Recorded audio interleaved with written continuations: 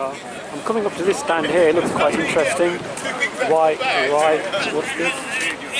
National... Violent savagery! And you know, it's really amazing how much physically fit people have. Yeah, you're right, yeah, I know, yeah, I can see it. Yes! Oh, there you go, you've got two, don't you? Get ahead, get a hat, as they say, yeah? It's really weird, in theory, you should be fighting. Yeah. We get on just fine. I like the modular system, because I can have mine. So, You can have your one there. And the thing is, we build this redound, say, look, you're who you are, I'm who I am, but we're together. We're actually together. You're the guy who's on the outside. That's right. Because basically, it's like you're coming to my home to have a meal and a conversation. And then you go to yours. Another race, born in the wrong body. Do you think that's hilarious. possible? Oh, I don't know. Well, anything's possible. You can pick one right. Because we were talking to a German lady, and she said that if he wanted to say he was white, she would call him a white person. If I wanted to call myself black, she'd do me the honour of calling me. And we're trying to say, look, can you, are there, this person identifies as sure. And this man, this rapist man, decided to be a woman. That's him, and he sexually assaulted someone. And for me, this is the big one. At schools, they're telling children that you can be born in the wrong body. Okay? From about the age of 4. And in the Brighton school, I just got the stats today, in one school there are, let's have a look, there are 40, 50, 60, 76 children in one secondary school in Brighton that don't identify with their birth sex. You mean with their real sex? With their real sex, exactly. So I have to say that. So what the question is, who decides what goes in that box? So that you have this child who's been fed this book at school. You be who you are. And there's a boy looking at himself as a girl. Now, who sets the parameters? You could be anything. If you cross that border and we've... When he was little, he used to wear makeup. Who did? Sorry? My cousin, right? He used to wear makeup and put on necklaces, and then he just grew out of it. Absolutely. You know what? I think it's quite normal for kids to play around with gender roles. You know, You know what I like to play football and going over the street, Jewish-boyish things and everything. I mean, I did as well. Because it used to be... Not for me personally, I don't want to well, let's say you could put it as a phase. Because what it used to be called sexual identity disorder. And what the management of that was, if someone says that they think they're born in the wrong body spontaneously, you ignore them.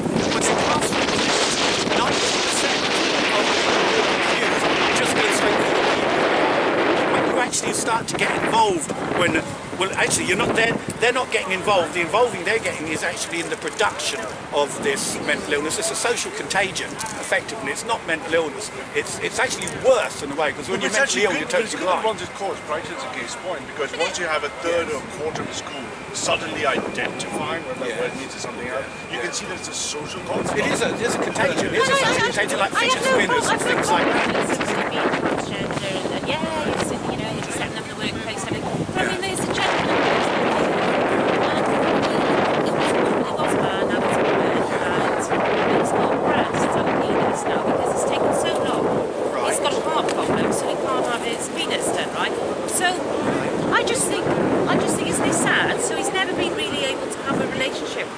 Anybody of either sex, because he's gone through this whole procedure. He's an intelligent, he's an intelligent person, got a good job, it's a good company, quite funny and everything. But I just think she must feel quite sad, really, inside. You don't now, actually. You can be a woman without actually having any of the operations. Like this chap here, he's transitioned. This is him post-transition. This is the woman. Right? He's saying, why do I have to conform to crude gender stereotypes? He doesn't need to wear pink. This is a woman. So what he's saying is it's moved now beyond, because lots of transgenders, they do actually adopt the crudest gender stereotypes. It's got to be pink. The boy says he likes the colour pink. All of a sudden, all the social workers, everyone else, they think we found. But the strange thing is, in these schools, the children are idealised. They become actual idols in the school. the other children look up to the transgender kids as being the summit. They're like the new superstars. And unfortunately, lots of white, liberal, middle-class parents are actually cultivating this in. They want to be able to present to their family and their friends and on their Facebook that they've got their boy who used to be called Jeff is now called Jazz and has got 1 million followers on YouTube, and that's building up and building up and building up. And all I'm trying to do is say, look.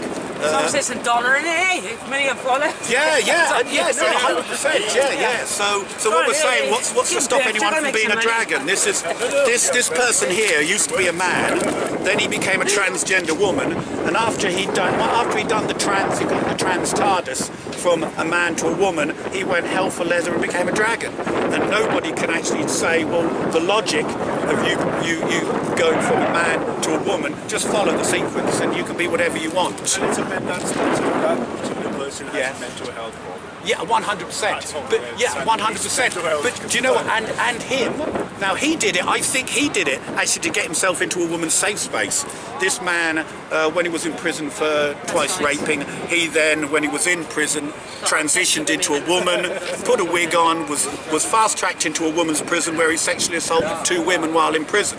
So we're dealing with times now where if you resist it, this woman here, her daughter, right, at school, had been, what's the best word, had been brainwashed, or the suggestion had been put of you could be born in the wrong body. And when the mother was concerned, the social services threatened to take her son away because she denied that he was a girl. So, I mean, we've got to be really wake up, and maybe, you know, lots of people say, well, don't be unkind, and you know, what's the problem? But I think if this social contagion of mass delusion is being worked on the minds and souls of our children on an industrial scale in schools as we speak. So what's the answer? Well, for me, it's homeschooling. The answer is to return to traditional religious nuclear family patriarchy that cultures as you used to serve. I cannot be a single Chinese woman. And yet, see, as a Muslim, see, as a Christian and a Muslim, we both know that this is grievous sin, and we want to protect our children from it. Right. Okay, but I don't even think you need to be religious to know. Just on a natural level, you don't say that a fish is a bee or a hamster is a mouse and things like that. But for me, it was homeschooling, because much as I agree with this gentleman here, he said this is what we should do, but it's not going to happen. I think we've missed the boat. And for me, the emergency, the default should be you get your children out of school, you homeschool, mix with parents who have a similar view as yours. Because for us, as a Christian and a Muslim, on Judgment Day, if we say, well, you know what, we got the great education, but my son now is a girl, and he's not talking to me, and he's left faith and all the rest of it, well, okay, he's now got a well-paid job, but what did I do?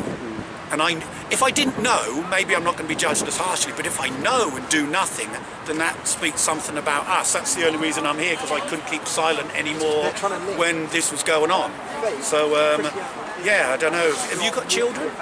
Oh, yeah. Okay, how would you feel if your child... No, because you will have to face this. This isn't hypothetical. You will have to face your child sitting in a... This is how the lesson went. This was what happened in America. This is at kindergarten. The children were sitting down, and the teacher read them a story, and it's a big colour children's book about the crayon that was in the wrong wrapper. So it's the pink crayon in the blue wrapper and the blue crayon. So they were saying, look, you know, just because, you know, the wrapper says this, you could be this. And then they read them a story about Jazz, the transsexual superstar, who really big pictures of this happy, smiley, whatever. And then a boy was taken out of the class, and when he came back, he was a girl. He was all lipstick and he was dressed up. And this is how they programmed the class to accept through a few simple children's stories to then the actuality of what happened to this boy transitioning. So James was taken away, and he was brought back as Jane at the age of 4. Now for me, that's child abuse of the worst kind. If I was anorexic, right, you'd say that my body dysmorphia, yes, right, and you'd take me to a psychiatric unit, and you would feed me, right, and you'd say that you're not accepting, you know, your body as it really is. So I don't understand why the same hasn't happened with people accepting their gender that they were born in. There's a deeper reason there. The reason that is that the left for the last 60 years have incrementally taken over academia. And at the heart of the postmodern left is the desire to destroy heteronormative West patriarchal civilization. Destroying gender is one of the axes. Destroying gender leads to its ultimate conclusion that gender is fluid, gender is not a binary. But you produce more testosterone than I do.